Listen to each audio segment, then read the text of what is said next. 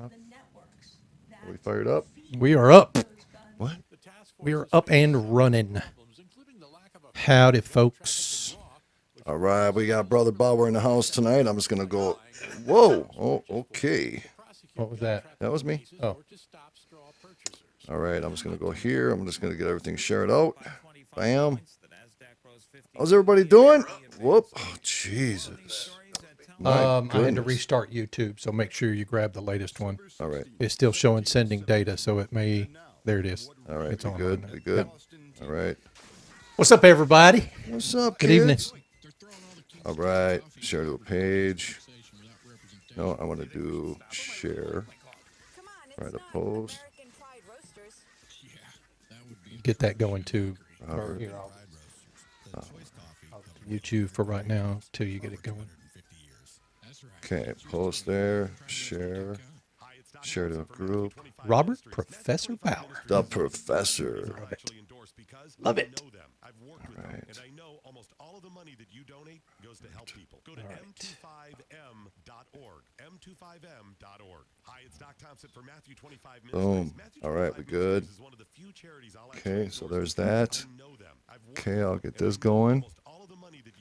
And there's Hear that. it. Refresh this. 1 minute. Uno momento. And we're good there. What's up, Teresa? What's up, Adam? What's going on, brother? Off track syndicate. All right. Yo. You're muted from an audio standpoint on your computer, so if you do need it, let me know. Oh, copy that. Copy that. How's everybody doing? Professor Bauer in the YouTube chat. You've got the introduction. I feel good about that. Yeah. I can bring us in. You got the introduction, okay? Man. You the man. Let's do this. All right. Audrey, what's up? What's up, Jamie? Sean Bowden. Right. Hey, Ms. Dixie. How you doing? Let's do this. 20 Let's seconds. do this. 20 seconds. Ron's yelling at me. Here we go. Tweet deck. Let me put this over Learn here. more. 877-247-1581. 877-247-1581. 877-247-1581. Journey into the matrix of the mind. Stretch your imagination and challenge reality. Abnormal realities are beacons for the imagination. What society deems abnormal may be more real than we think. This is Abnormal Realities with your hosts, Ron Phillips and Rocky Stucci. You know, Brother Phillips, for some reason, the word abnormal just comforts me. I don't know what it is, but it just makes me feel human again. What's going on, Mr. Phillips? It's a good night. How are you? But I am. We got a fantastic guest tonight. I cannot wait. Oh! Wait. What was that? Did you hear that? It was in my ears. It was in my headphones. It was in my ears. Because I can only hear from my headphones. You're such a dork, man. Dude, I love being a dork. That's it. That was hilarious, actually. It was. I don't seldom go back and listen to stuff, but last night, Lisa was sleeping when I got home, and I just laid in bed. I'm like, I am such an idiot, and it's so awesome. But hey, folks, man, I'm telling you something. Before we even continue, I'm super excited about this show, my brother. Super excited about it. But before we continue, this broadcast is brought to you by... There it is right there. Romika Designs. We do laser engraving, cutting, custom creations. Hey, man. Stop laughing at me. You can go to romikadesigns.com or you can find us on Facebook at Romika Designs. We're on TikTok, Insta, and all that other good stuff. He points at the damn screen and there ain't even nothing on it.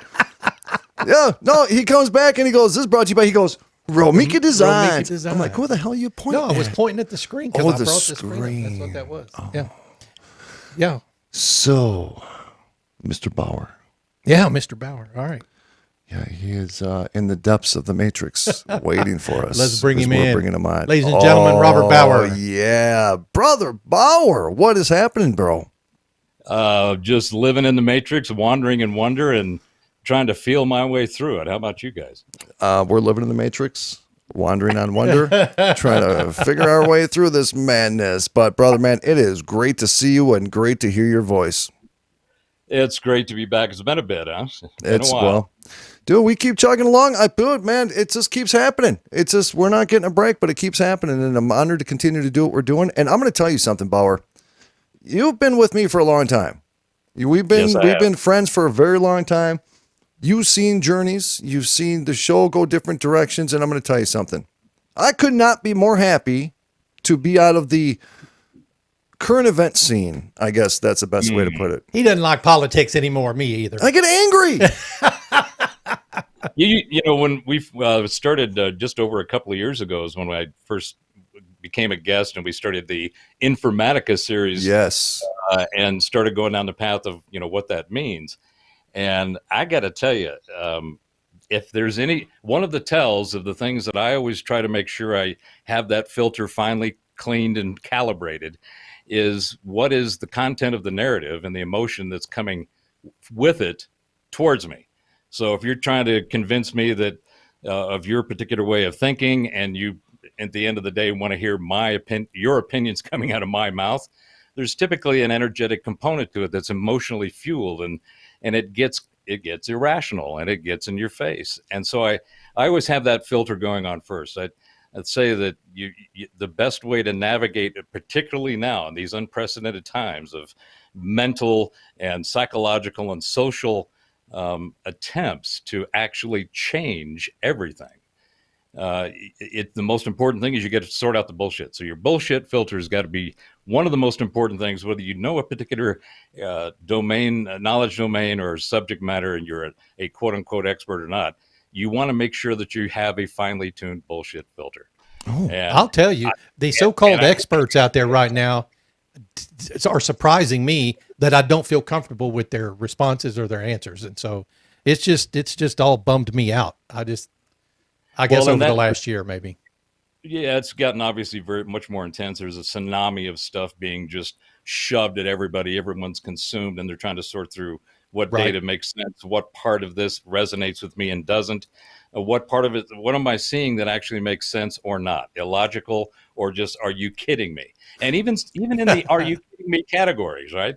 There's amazing stuff that's actually true, but you have to sort through it in order to figure that out. Brother, let me ask you something really quick, though. I mean, this. I know we completely dismissed the whole intro, but that's okay because everybody knows who Brother Bauer is, and if you don't, you're going to know real quick. Talk about him. Okay, so Robert Bauer and myself, we've been friends for a long time. Robert has been around with the show even all the way back with EBN Radio. Right. He's followed me with the journey where I went in and was doing political radio with Scotty Roberts and John Ward, and then we did the paranormal thing, and then I tasted politics again, and I just realized I'm not good at it, right? I like critical thinking, but it's a rare community of people when it comes to critical thinking, and that's in any community. That's just not a political atmosphere, right?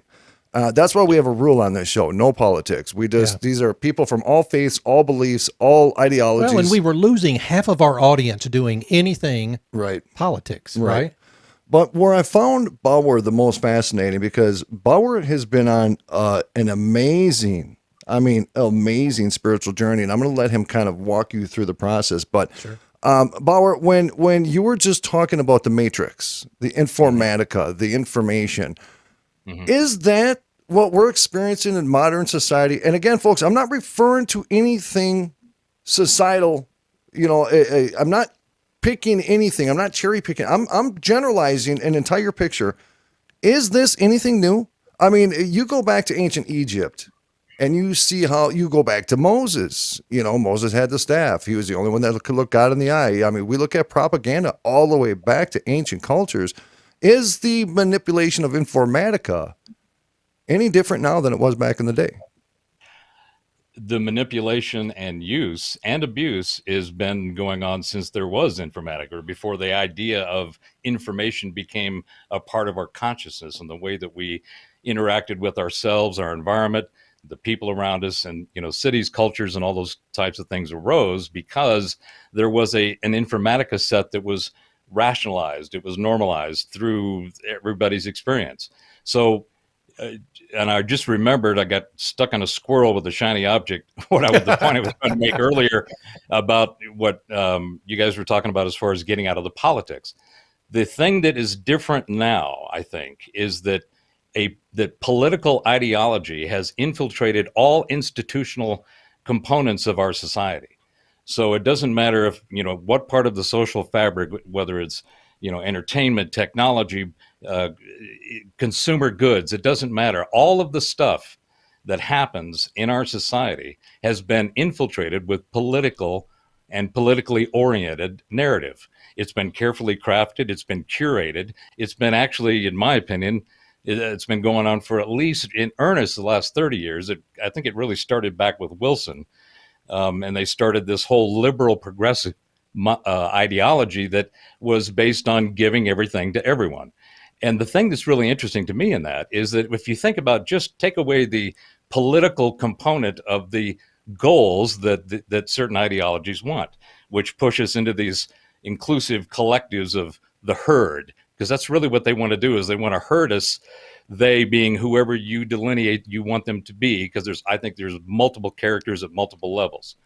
But what they've tried to do very successfully is implement this goal-oriented perspective of good things for people. They're very noble. Who doesn't want free healthcare? Who doesn't want free insurance or free homes or free money or whatever? That's Star Trek. Okay. You don't have any of that, the monetary exchange of value between people based on some kind of currency. So you say, well, okay, let's go back to your goal of wanting free stuff for everyone, free education, free healthcare, free whatever it might be. Pick your category of choice. That sounds great. How do we do it? And that's the whole key about systems and processes.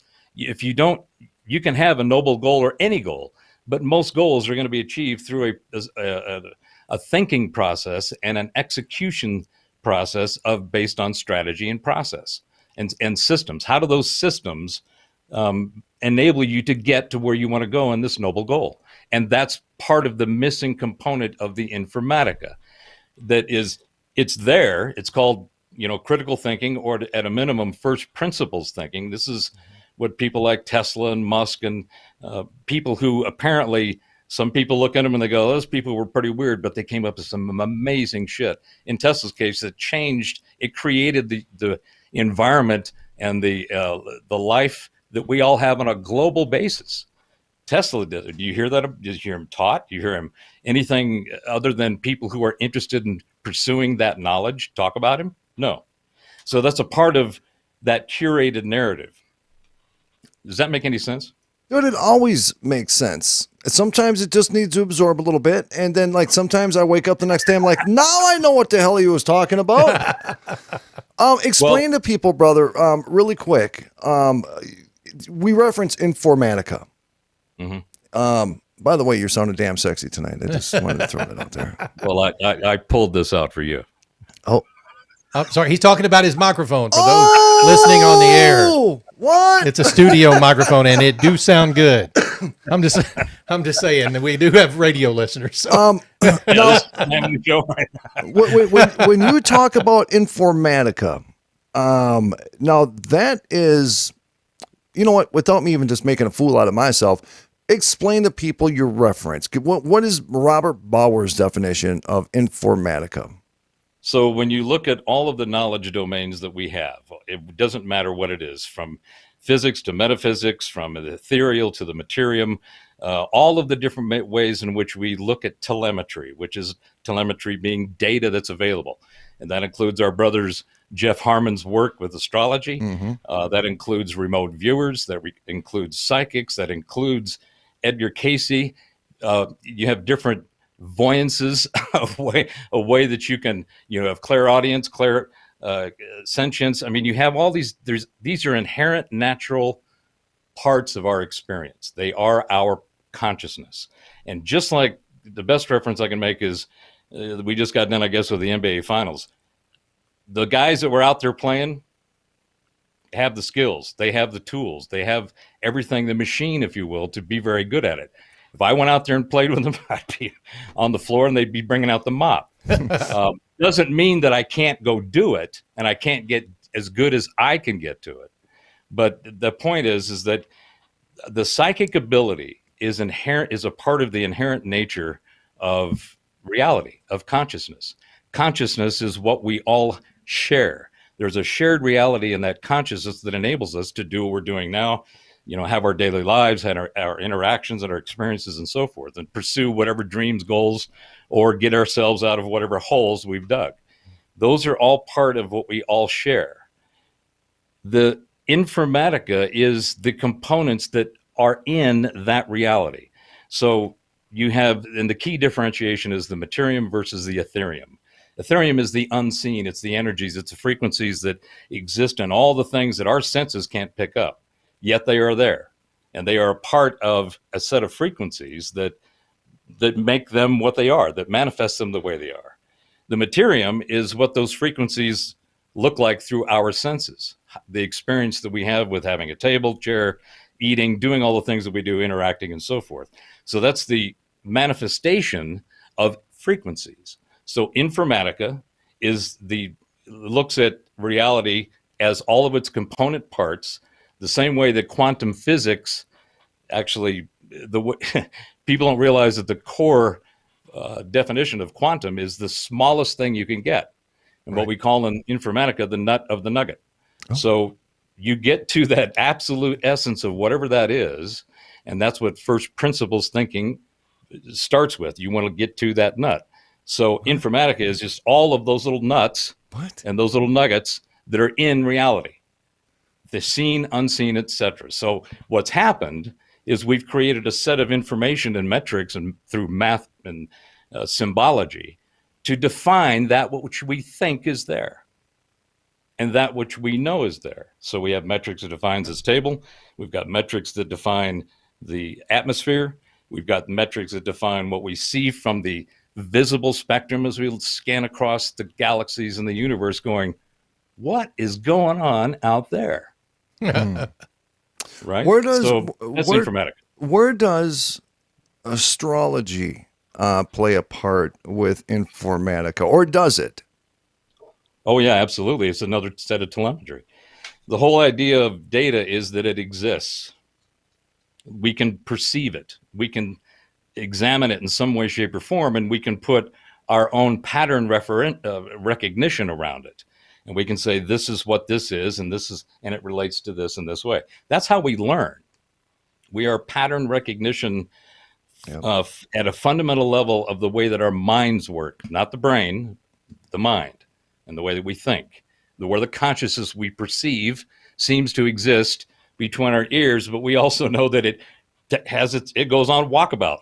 Your consciousness can. Mine seems to do that quite often. What?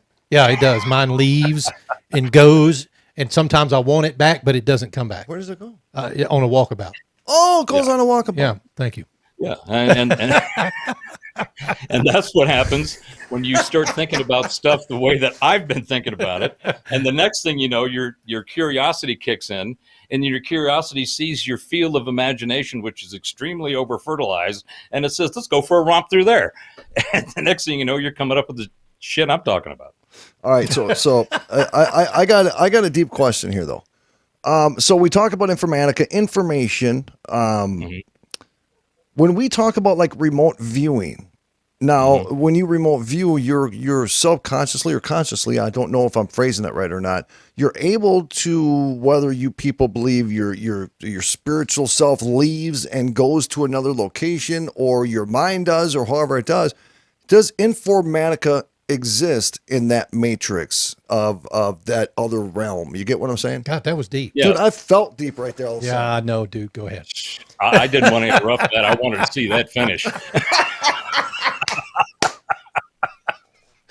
So yes, and that goes back to what I was saying earlier about the two main components as I have it in my mind now under informatica is the Materium, which is the physical things that our senses and our capabilities are able to interact with and have some kind of shared reality with all the other carbon-based meat sacks that are running around with some spark of consciousness animating them. So that's the Materium. And then there's the Etherium, which is all that shit we can't see unless we build tools and technology to go get that telemetry. Yeah. And see that stuff and, read. And for the most part, which is really interesting, because I think that, so the informatica is broken down in Materium and the Etherium, the visible and the invisible. And the two things that drive the manifestations of both are sound and light. So sound and light are the fundamental. If you don't have light, you don't see the Materium. You might bump into it, but you don't. And there may not be, even if you take it to a point, and this is another piece that I'm working on for the Informaticans, what I think is the next level of what we have as far as physics, because everybody relies on physics, trust the science. What do the physics guys say? Here's the model of the way things exist and how they manifest. And somehow after all of this chemical and biological interaction with the Materium and the organics and so forth that appear to be here, as it goes up, all of a sudden consciousness pops out. And you go, well, where the hell did that come from? That doesn't make any sense. And that's why consciousness is what they refer to as the hard question in science. There's no answer for it. We know it's there. We experience it. There's all kinds of tests that prove that it is there, but we don't know why or what it is. It's the same thing with electricity. We use electricity all the time, but there's still no scientific definition of what electricity actually is. That would be similar to the soul. We know it's there. What? We just don't know what it is. Dude, that was deep. Exactly. Yeah. Come on, Exactly. dude. Follow along. I just got chills. What the hell is going on? You want me to rub them for you, Ron? Come on. What is ancient America, Rocky? I'm on the ancient amnesia discussion group. Ancient amnesia? Yep. Sorry, yeah. my glasses on. Sorry. It's a great site. I have it pulled up, Bauer, if I pop something, because I know you're part of the family with Josh.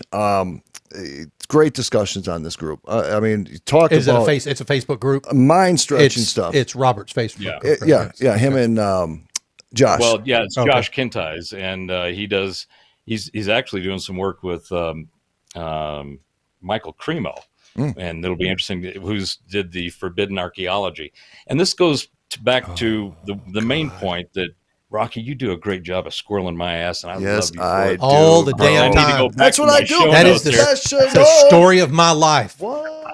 He will 15 different. What are you doing? Son of a bitch! Come on. So here's one of the things that I wanted to make sure that I pointed out, or at least said. First of all, congratulations on the new show. It's awesome. Thank you. I mean, everything is great. I mean, you've had great people on, and I mean, tonight you just upped your guest game. So, dude, I'm telling right you, on. I'm telling you, I ain't even playing. You're right. So the check is in the mail. So that's one thing I wanted to make sure I said. The other thing is that you couldn't have picked a better name for right now. And here's what I mean by that. If we go back just this last 16, 18 months, and we look at the transformative disruption that's occurred across the planet from all levels of reality and the consciousness that everybody's engaged in that reality with. The changes have been just unprecedented, phenomenally intense. And one of the first things that I noticed was I was surprised, but when they first announced the lockdowns, was the percentage of voluntary acquiescence to the request to go to your room. To me, it was at like 80+% of the planet, the global planet, said, "Oh shit, I got to go to my room." Okay, and we'll let you know when you can come out. So just go in there and be quiet. Go play with your navel.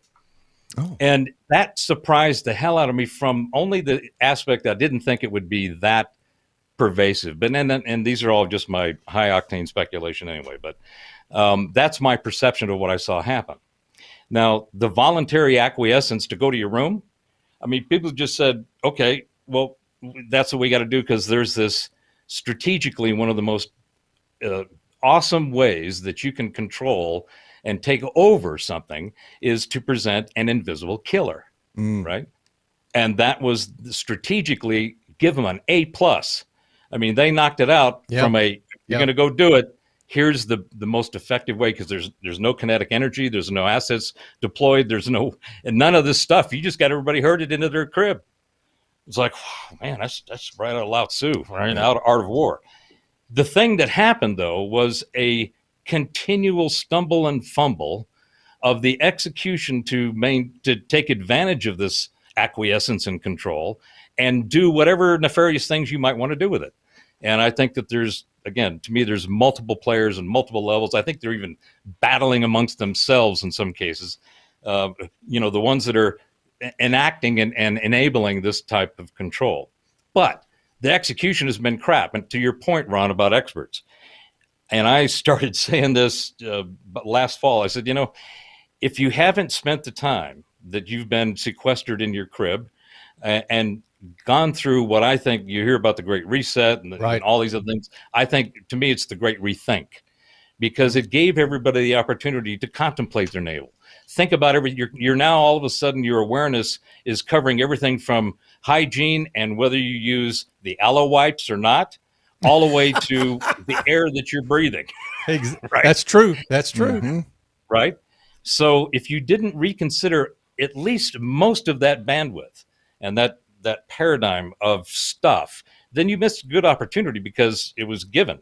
Now, I think a lot of people subconsciously kind of went through a process of, they tried to deal with, I used to do this, I can't do that anymore. And then they start thinking about alternatives. How can I still get that rush or do my thing in some way that keeps me happy? And musicians have been and artists in general, but musicians in particular have been some of the hardest hit. And it's terrible because not being able to play live, I mean, that's your livelihood. That's right. Hey, Robert, we're coming up. We're coming up on our first break, or the bottom of the hour break here. So we wanted to say thank you. The information that you're providing is making me think outside the box. I think that little pop that you said, the conscious pop, is what's happening to me right now. Rocky, I'm taking it home because, every time I just listen to Bauer talk, dude, I've gone through this phase. I'm telling you, I've gone through the phase of Robert Bauer. You've had experience of No, there's times where your eyeball starts just twitching. You're like, okay, that's a lot of information. It just starts twitch. Like something weird happens in your soul. You know what I'm saying? Folks, we're going to go take a quick break. When we come back, we're going to continue this conversation. There's so much I want to talk to with Bauer. I want to talk to him about the polar shift. Yes. I want to talk about that. I want to talk about Antarctica. Yes, that's what you told me last night. Yes, sir. Let's talk about Folks, that. Abnormal Realities, brother Ron Phillips. I am Rocky Stucci, Mojo 50 Radio, Odyssey, Ops Lens, all over the damn place. We love you guys. We'll be right back. Stand by.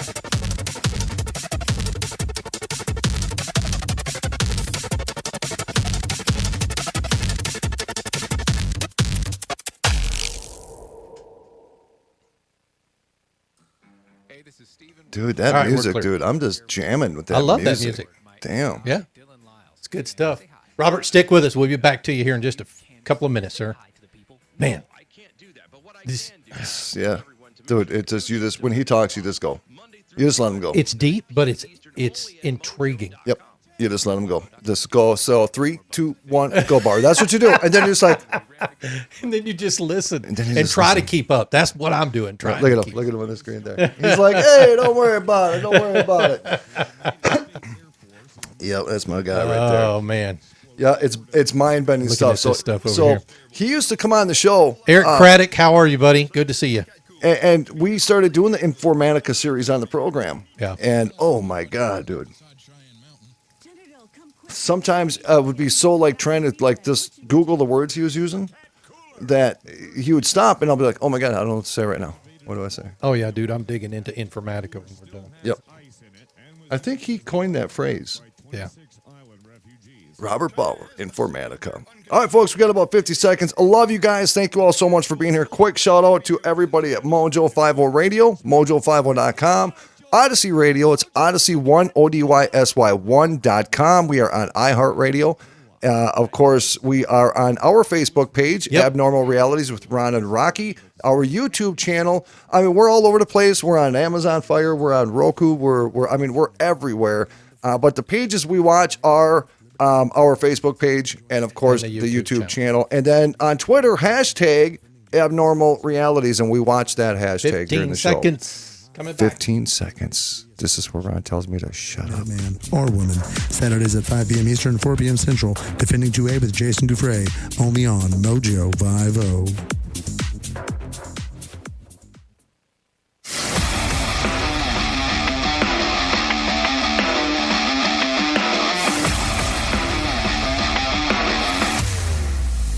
Boom! There it is. Ladies and gentlemen, welcome back to Abnormal Realities. I am Ron Phillips. This is Rocky Stucci. How you doing? And ladies and gentlemen, we have a fantastic guest tonight. It is the Professor, Robert Bauer. Robert, welcome back. How are you, buddy? I am above average, but I'm getting better. Oh, That's because you're on our show tonight. it took a second for it to digest what he just said. He's like, I'm above average, but I'm getting better. Well, most importantly, I'm a vertical, actually, vertical in the chair here. Yes. And enjoying having a great conversation with you guys. And I got to tell you, I apologize and appreciate your indulgence in the mind-wandering nuggets that I tossed on the table. Sometimes this thing opens up, and I'm not sure what's coming out either. So, Hey, Bauer, I'm going to tell you something. Dude, I could sit. This is one of those. He's one of these guests like we have that you could sit on the back porch with a cigar. Oh, yeah. And just listen to for hours. Oh, it gets deeper on the back porch. Oh, I bet it does. It does. Bauer was the one that. Go ahead, Bauer. I was going to say, just remember that if you trim your bushes, your deck looks bigger. That is hit. That is. Hold on a second. Hey, Google, remind me to trim my bush tonight at 10 o'clock. What? I said that's making the promo right It's there. making the promo. Bauer was the one that introduced me to Jeff Harmon. Oh, fantastic! We've got him on again Tuesday. On Tuesday. Coming Tuesday. Yep. And just like Bauer, when we had Scott on the other day, Scott Walter. I mean, we stayed on the phone with Great him show. after the show for a while, and that it's just these kind of conversations. This is one of the reasons why we have this show, because we want to stretch the imagination. We want to have fun, do spirit box. We want to talk ghost, paranormal, UFO stuff. But we got to exercise the brains We too. got to, Yeah. bro. I need help. All these people sitting in their homes still. We need to exercise their brains too. Yep. Yeah, and that's one of the things that is, I think, really missing. And I'm trying to bring back, and along with Sexy in your mid 60s, is what happened as a part of that political ideology that I was talking about. That's permeated the entire fabric of our social and institutional and establishment systems. One of the things that they did very effectively is they took out how to think and replace it with what to think. Yes. And Yes. that model has been the underpinning of the carefully crafted, curated narrative that is now unfolding. I mean, in fact, this is the other point I was going to make before I was so rudely interrupted by that break. It happens to us every damn night. Pisses us off. It's just the way of the world. But not only was I was making the point that you guys picked a perfect name, because reality is now abnormal. Okay. Yeah. And what's interesting, if you just break down the use and the meaning of those words, really what was going on, and what has been going on for hundreds of years, if not millennia, is there has been an abnormal reality that's been crafted by using the informatica to create a narrative, to create a perception, to create a pattern in people's minds. And what's happened is, I mean, you could use it on either side of this major event. It was an abnormal reality before. It's most definitely an abnormal reality now, from what we were, from the abnormalities that we were experiencing before and had adopted, right? So to me, what we're seeing is a battle for knowledge and consciousness. Okay. And what's happening is they're doing it extremely effectively, and it's creating an abnormal reality. So, I mean, you guys are dialed in right down the middle of that white line, in my opinion, of going down and figuring out what's going on, because the stuff, for example, that Scott was talking about and sharing the other day about the Masons and about secret societies and mystery schools, the Masons, all these different Rosicrucians, all these different societies or entities have had various parts of this obfuscated knowledge of the way that consciousness works and reality works, which is in informatica. The Materium and the Etherium makes up the reality. So these institutions, individuals and groups and societies and so forth have been keepers of some very sacred and fundamental knowledge to the reality that we actually inhabit. And that's important. That's where Jeff Harmon his craft of what he does with Vedic astrology, and it's much deeper than just Vedic. I mean, he's Nadia, the number. In fact, I was with him in Tucson a few weeks ago, and got to ride his big old Indian motorcycle all over Tucson at night. Yep. Oh my God, it was just awesome. He has this thing's fully decked. It's got the dash with the speakers and the whole 9 yards. Anyway, that's my point. There is that is a part of sacred knowledge and of the way in which things function. Yeah, astrology is important because just from a physics perspective, if you look at the way that the current models define reality, everything spins. Everything is spinning. Galaxies, solar systems, the planet, our minds are spinning a lot of the times. But everything in the Materium seems to have a spinning nature, a habit in the way that it is. What does that do? It creates cycles. What do those cycles do? They operate on their own, and they're influenced by other cycles within cycles. And that's what astrology does, and this is what's mind-blowing, that people don't, for some reason, they have a hard time capturing this fundamental thought. The amount of information that you get from astrology, whether it's tropical, sidereal, or any other type of telemetry from a cosmological or constellation perspective. The ancient Chinese, the Taoists, the Hindus, I mean, this stuff goes back tens of thousands of years. Somebody has been recording and keeping track of this stuff for tens of thousands of years.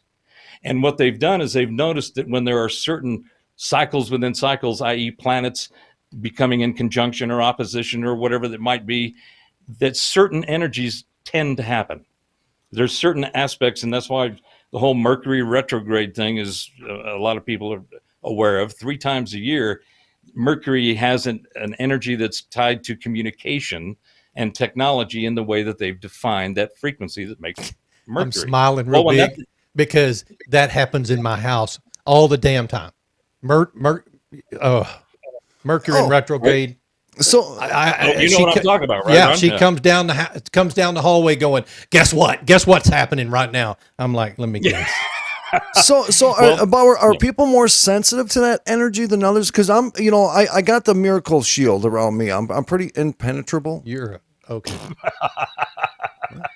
Yeah, I've heard that before, but I think it was from the big cannoli. Yeah, he was complaining about you. He just couldn't penetrate you. There was something going on there. Yeah, because it's called pucker. It's called pucker. Rocky likes penetration. What? Ouch! Son of a bitch! Ow. Damn it! Dang, this is our damn show every day. Yes, it is. All right, boys, get your hands off each other. I'm going to send you to your room. Can't help it. Oh, I can't help it. I can't help it either. Yep. All right. So to your point, Rocky, the astrology, yes, there are patterns, and when certain alignments and things happen in the constellations and the planets, there tends to be certain things that happen. Some configurations are great for war.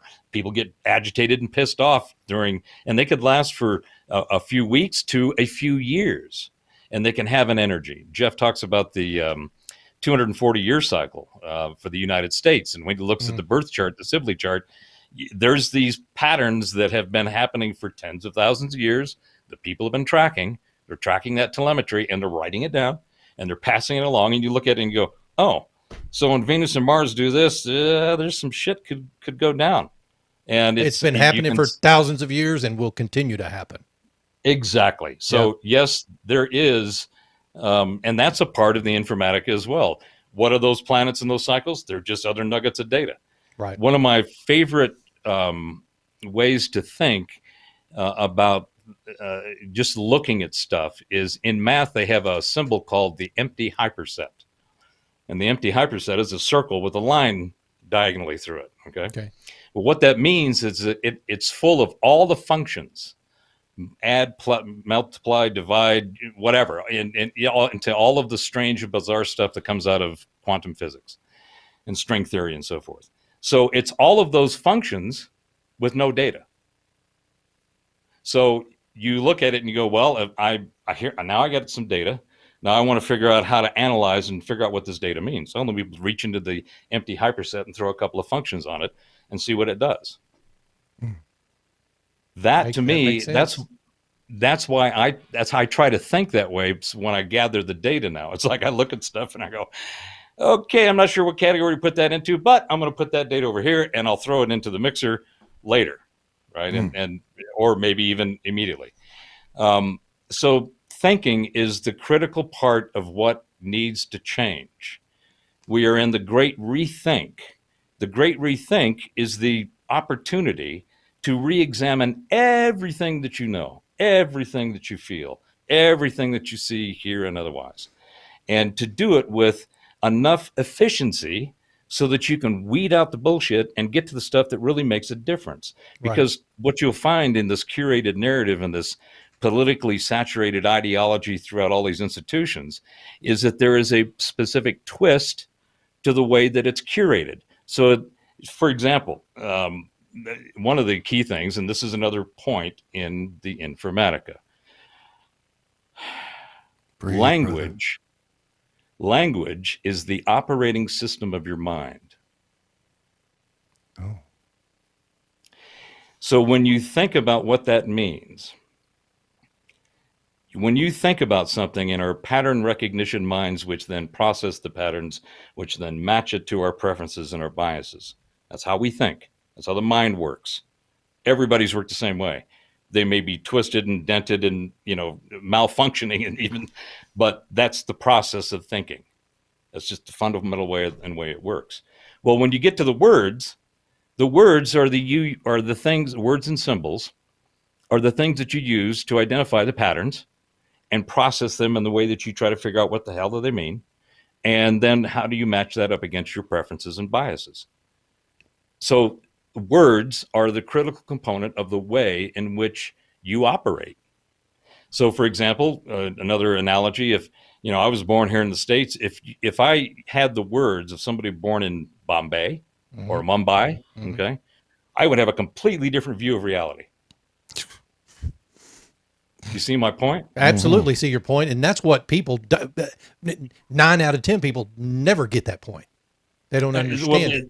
Because they're not introduced to it, because they've already been told what to think, not how to think. Correct. Yep. Jesus, Bauer. We got to talk about Antarctica. Can you? Yeah. You want to throw some frozen underland down there into the conversation? I'm completely intrigued by that.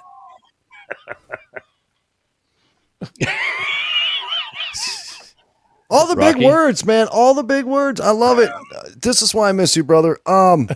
Yeah. So you're definitely nothing else that's entertaining linguistically, right? Well. So that's the most important thing, though, is the thought process. Now, when we talk about alternative, if that's the correct word we want to use, some people kind of look at it as woo, whatever they want to terminalize it as being. But when we talk about thinking, I think critical thinking is stepping out of the boundaries of the matrix, right? We talk about UFOs. We talk about planets. We talk about the solar system. We talk about the universe. We talk about all these things, that I'm into, which a lot of mainstream people would think is goofy and this wacko type of stuff. But if we don't challenge our thought process into that reality or non-reality, then we're not thinking. That's right? correct. Yep. So when we talk about, you've got to constantly be moving. Be moving. So Bauer, when we talk about things like Antarctica, we brought up briefly on the show the other day about the North Pole and the shifting of the pole. Some people, you tell that to them, and they look at you like you're a whack noodle, and they don't even realize. Oh, and I just found something that the Antarctica, thousands, millions of years ago, used to be tropical. Oh yeah, and we questioned that the other day. We did, yeah. So I look at that. One of the last shows I did on the previous version of the Nexus was at the end of 2019, and I called it the Knowledge Apocalypse, the end of the curated narrative. And for whatever reason, I don't know, I didn't see any of the stuff that we just went through coming. But the point of it is that the word apocalypse really means an unveiling. It's not, the way it's typically used in some massive catastrophe. So I named it that because the knowledge that has been suppressed, mangled, manipulated, hidden, otherwise, all the different delineations, is being unveiled. And so what's happening is the knowledge, the questioning of everything goes back to my point about the Great Rethink. If you're not questioning everything, and you're not, and this goes back to Ron's point earlier about experts. If I talk to anybody who has expert tagged onto the ass end of their name, the first thing I do is, okay, I'm skeptical. I want to hear what their argument is. I want to hear every piece of data that anybody has used to create, not only to arrive at the answer, but this goes back to the how to think thing. The problem is that everybody's looking at the answer, but they're not spending as much giving the focus to the question as they should. Yeah. Because to me, I hear the answers and I go, well, I don't even get that. I got your data. Can we go back to how you got to that answer? How did you form that question? And you know what, what was your data sources? That type of question is being asked more and more over the last 18 months than ever has before, because all of these people who are your so-called experts, people you probably listened to before the year 2020, have all now called themselves into question by one saying this, somebody else saying this, and then you're all of a sudden going, wait a minute. Where am I at? Where do I land in all of this? And then you have to try to pick your side. Now you can see, the distant edges, if you will, of people who are going, oh no, this person's right and everybody else is wrong. But the majority of people are in that middle path going, what the hell am I listening to? And which one do I go with? And so everybody's having to do their own research, right? To the best of their ability. Which is what is part of this, there's a bunch of really bad shit that's happened as a result of this pandemic. Okay. But there's a whole bunch of really good stuff too. If you think about it, I've been in tech for over 40 years. I've seen all kinds of stuff played on every device just about that existed. And I've seen the evolution of how the technology itself has gotten to the point where it is today. And I look at it and I go, that's some amazing shit. I mean, aside from, the issues about 5G and the microwave bands and the amplitude and all of that and causing harm, 6G is right around the corner, but 5G, I got to tell you, I got it on my phone. It's pretty damn good. And I'm not sensing or feeling any adverse effects, which you wouldn't based on the science that says you got to be in a close proximity with higher amplitude. So that's one thing that's out there. There's all kinds of stuff that and this goes back to the other point I was making about, I give them an A+ on strategy. I give them a G on execution on tactics. They don't even get an F, because every time, and this is a family show, right? Yes. So kind of. So I've been liking their execution and the stumbling and bumbling akin to shooting yourself in the foot while you're stepping on your pecker. Oh, okay. What? We do that every night. It's amazing that you said that. Dude, I tripped up the stairs. It was the weirdest shit. I couldn't believe it. Ron was like, you okay? I'm like, I just stepped on my pecker, bro. This is the other this is the other half of the promo. See, I love the analogy, though. He's absolutely correct. Dude, I got chills, kind of. So by stumbling and bumbling and stepping and shooting, they have produced results that have been suboptimal at best and highly questionable, obviously. Yeah. So to me, that brings it back to the point about asking questions. If you don't ask questions, if you're not free to let your curiosity stumble about and trip around in your imagination in that fertilized field of awareness, if you don't feel free to do that, then you're not going to be able to stumble onto some things that are the nut of the nuggets that are truth. That are the actual facts that you can now add to your little bag and scurry on home and pull them out, put them on the table, see which ones connect.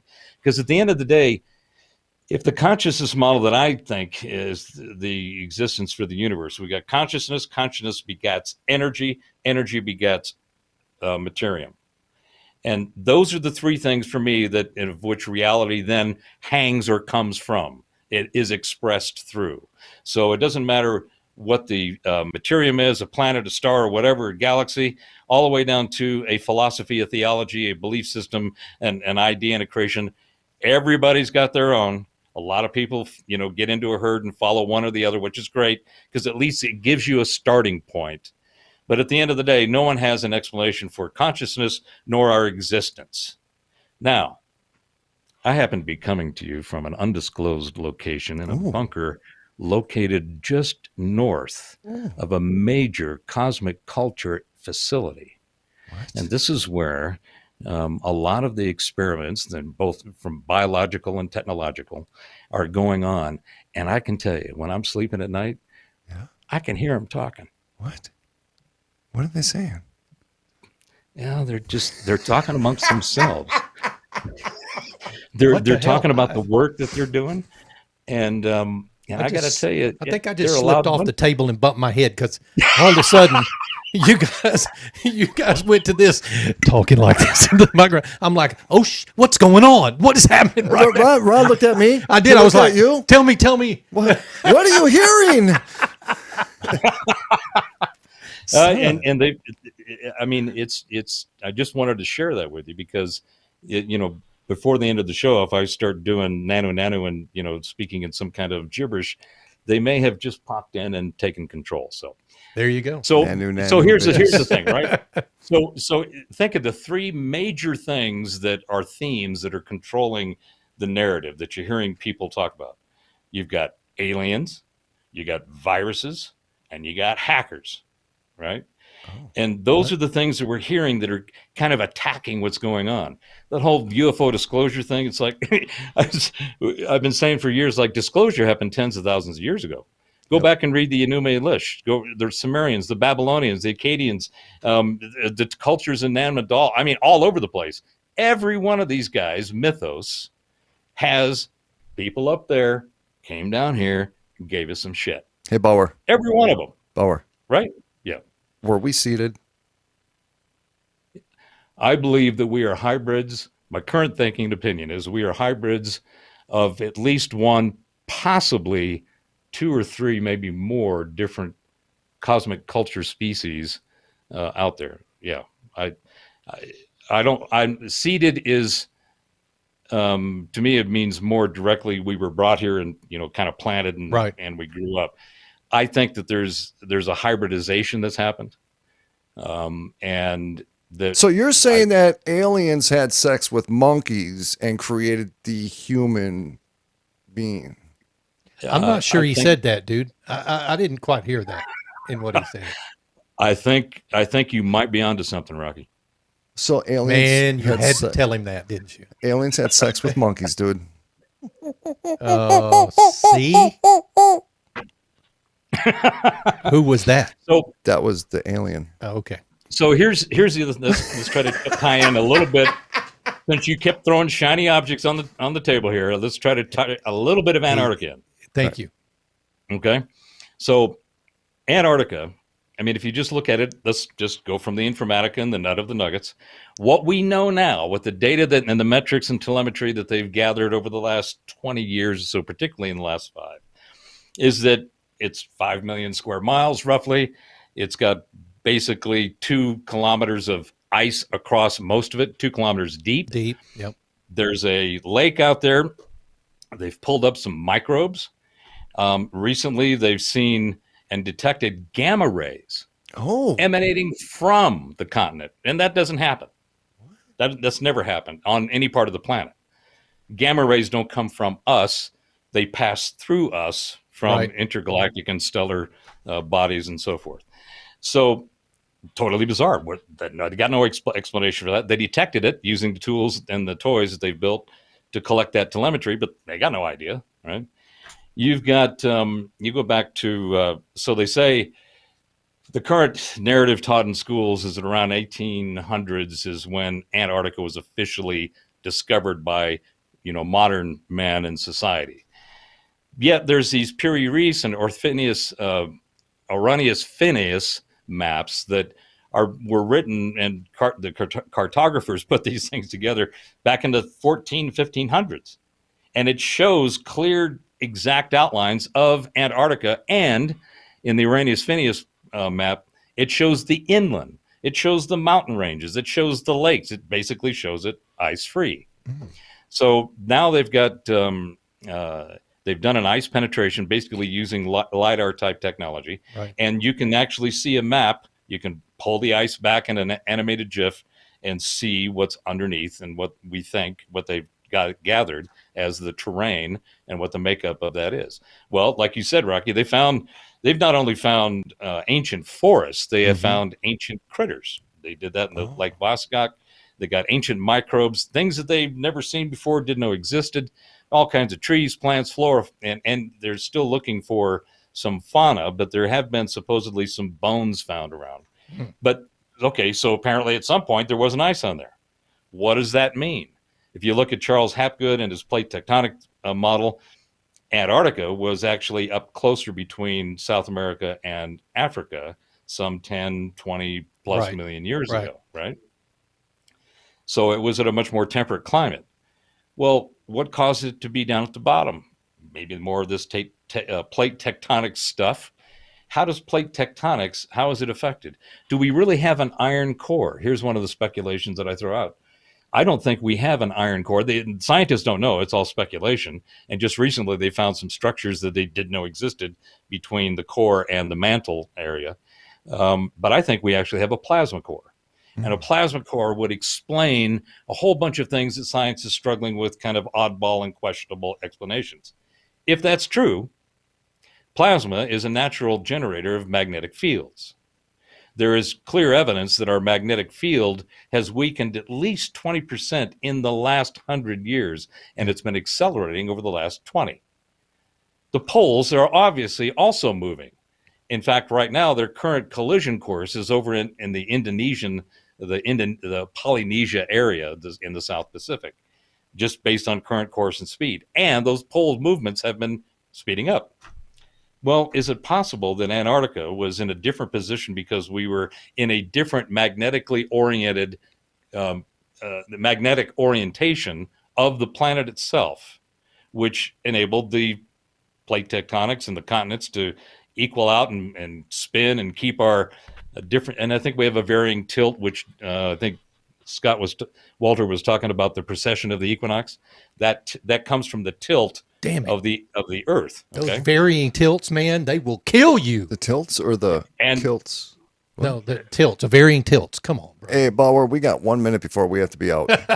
Oh man, again. Yeah, I know, dude. We've felt this a million freaking times. We're just gonna have to get you back on for part 2. That's just a conclusion. Part 2, Informatica. Thank Robert you so Bauer, much for part 2. sticking with us, Robert. We appreciate you being with us tonight. We didn't even get into the spiritual side. We didn't get into the alien abduction and if you would allow it to happen thing. You know, I know. Robert, stick around for a second. We'll be right back with you. Rocky, take us out. Big Daddy. Again, that's... Ladies and gentlemen, boys and girls, children of all ages, thank you very much for listening to Abnormal Realities. I, of course, am the sexy, big sexy Rocky Stucci. I thought I was big sexy. I'm sorry. And, of course, the bigger sexy Ron freaking Phillips. Ladies and gentlemen, thank you guys. We love the hell out of you. Thank you guys. Romika Designs, sponsor of the show. Go there, romikadesigns.com. We'll see you guys tomorrow night. We love you guys. Hey, check it out. We out.